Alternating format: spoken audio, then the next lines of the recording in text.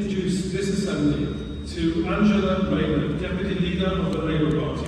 Let's give her a round of applause.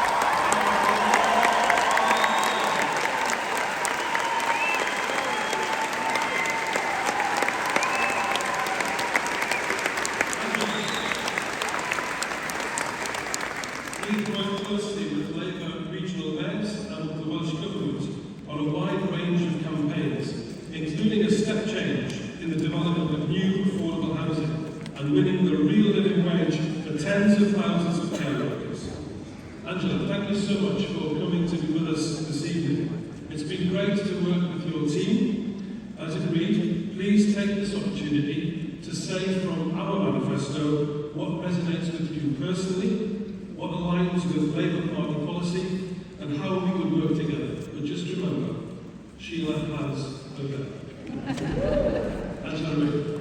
Thank you, Reverend, for everything that you do in Greater Manchester as well. And just first of all, I would say to those sat there watching Funmi and say about her experience, and that's where I started off as a home help, speaking up and trying to get the living wage when I was younger, so it's really touching to see that tonight, and I hope that she goes on to some incredible things as well. And thank you to everyone else who has shared their stories here tonight. Those striking testimonies really capture what is so empowering about Citizens UK. Everyone listening to each story can be no mistake about the change we need. Take Helen, working every day to support patients in hospital crisis units, only to come back to a cold and mouldy home, damaging her own health. Through me with the precious job of teaching our incredible young people, supporting them in the face of rising mental health problems and unacceptable racism. Funke, a care worker for 8 years, I was at home health. I know how special that job is, but Funke is exceptional, and it's unacceptable that you aren't paid a fair wage for the job that you do. Lighting there, you inspire all of us for your fight to get a counsellor in every secondary school in your area.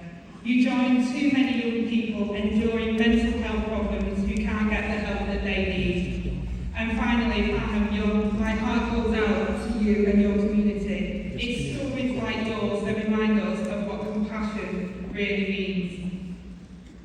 And it's long overdue. And it's only by us working together that we can achieve change. So it is so exciting to be here tonight, just days away from the general election, listening to your testimony, answering your questions, and finding a path to the future together. I feel lucky to be with you all. I know we have people from many different communities with us this evening, from our schools, our hospitals, universities, business, churches, temples, mosques and synagogues, all determined to make this country fairer, more prosperous and more equal. There are three things, I think, that make Citizens UK so important.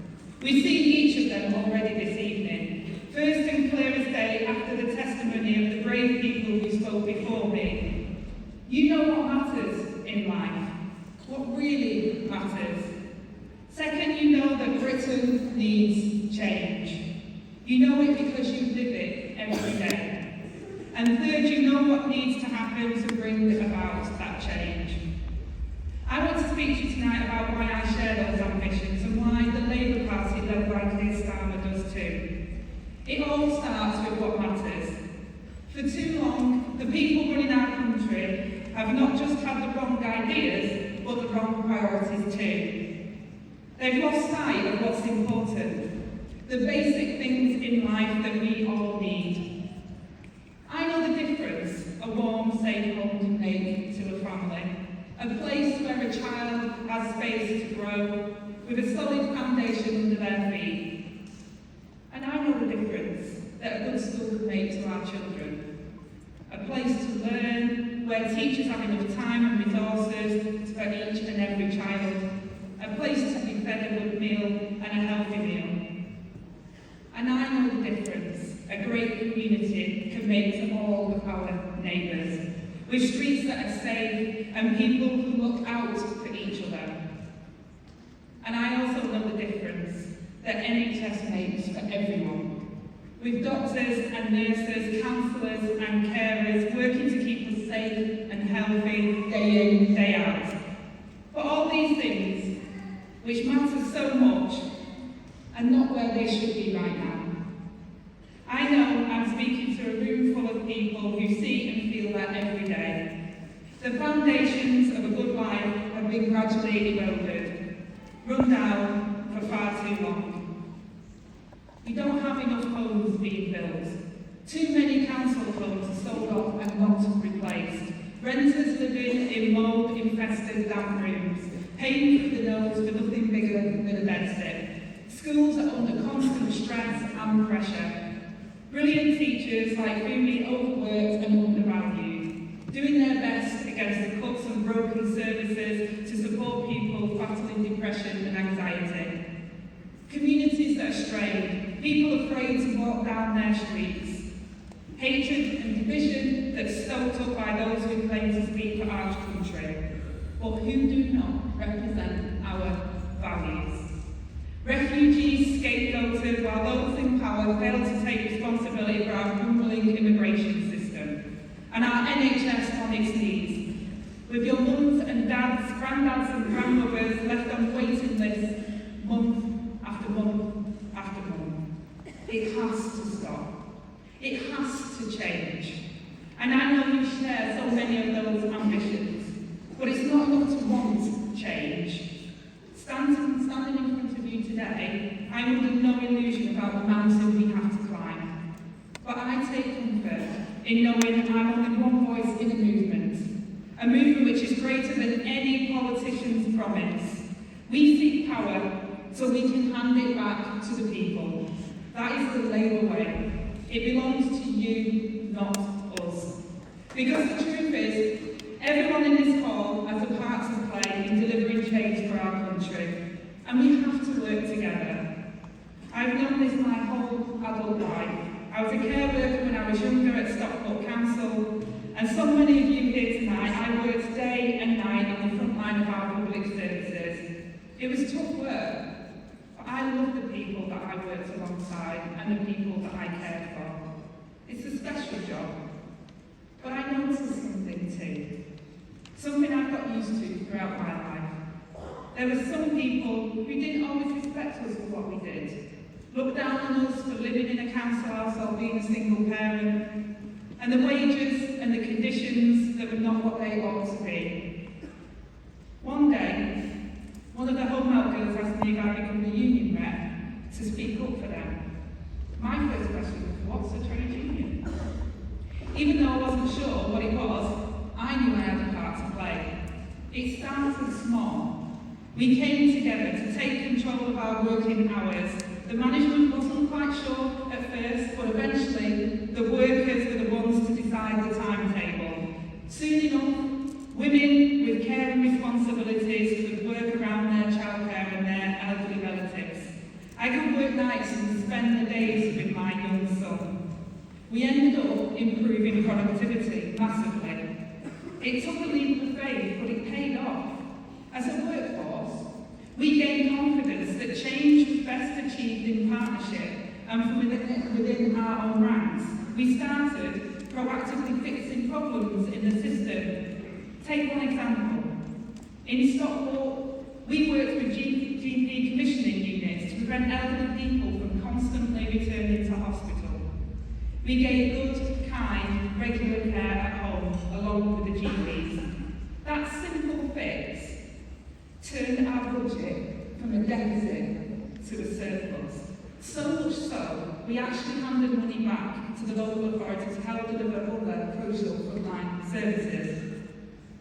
Joining that union and standing side by side with the other care workers to demand the better rights taught me a valuable lesson. That workplaces are more than just the individual workers, more than getting through the graft of the day. They're places of community and strength. But if only people are handed the power and responsibility to work together and improve things themselves, and you all know that too. And it's been a hard couple of years. Well, no one in this room has given up. You've all stood up, turned up, spoken up, talked to your friends and your neighbours and your workmates, shown respect, taken responsibility, and done what you need to do to make change. It all comes down to this. Being here with all of you tonight is the most inspiring thing, because it shows that we all really do understand the power that we have when we work together. Now, I know that politics isn't always the most enjoyable business. Bits of this election campaign have been a bit nasty.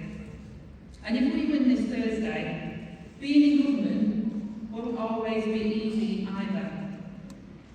But we know that change has to happen. And we know how change has to happen. Through the graft of people like you. Decisions made not just by those in Westminster and Whitehall, but by those with skin in the game. That means devolution to the cities and towns of our country, rights at work, banning zero-hour contracts, making work pay. And yes, it starts in social care. A new deal for working people, which will be good for workers and good for business too. Votes at 16. More bobbies on the beat who you can trust and who you recognise. Trained mental health professionals in every school. And we will build new council homes, brick by brick. There will be nice homes, green homes, and ones that you want to live in. And those that look down on us, I say, let's stare right back and never be ashamed. It was on the foundation of a secure council home that I built my life. The state nurtured me and steered me on the right path. My teachers, the youth club on a Friday afternoon, the Shore Start Centre at the end of the road, a community raised me. And when I became a home help, these roles were reversed. All of a sudden, I was looking after the people who had once looked after me. Retired teachers, nurses, community leaders. They needed my help in the last years and days of their life. Help that they deserved. Help that they earned, and help that it was an honour for me to provide. Those years taught me that there is power in community and power in a union. With Labour, power is won so it can be shared with the people. Because the change we all want to see will only ever come when we all use our power to achieve it. That is what I believe. That is what Labour believes, and that is what all of us in this room believe. And together, we can change our country. Thank you.